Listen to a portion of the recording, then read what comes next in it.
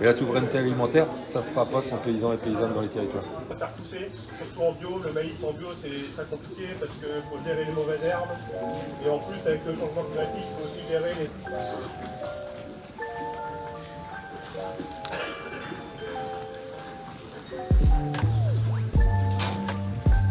Donc ici c'est nos futurs génisses, nos futures vaches laitières et un mélange de trèfle, luzerne et régras donc qui poussent sur nos prairies temporaires. Donc en fait la rotation Alsace... Ça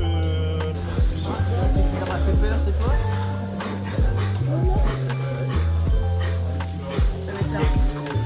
Ouais, ça sent le bon barbecue. Les génisses qui vont mêler cette année et qui sont avec le en fait, Notre mot d'ordre, c'était que la raison pour laquelle il y avait la colère, c'est que les gens gagnent difficilement leur vie en faisant le métier de paysan et de paysanne. Donc c'est à ça qu'on a essayé de répondre. Donc j'espère que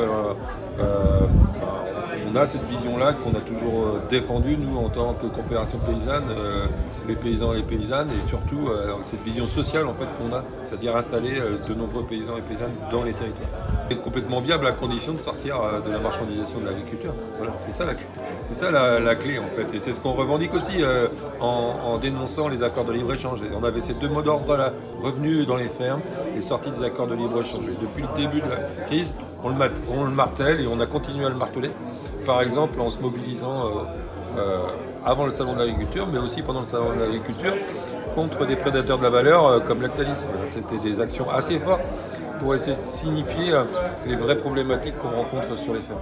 1 million de paysans, ça n'a pas changé en fait, même si on peut aller au-delà, ça serait formidable. En fait, on a besoin d'1 million de paysans pour faire face aux enjeux sociétaux, que ce soit en termes de réchauffement climatique, environnementaux, mais aux enjeux sociaux aussi, d'alimentation de qualité, de souveraineté alimentaire. C'est un mot qui a été largement dévoyé ces derniers temps, mais nous on en a une définition très précise.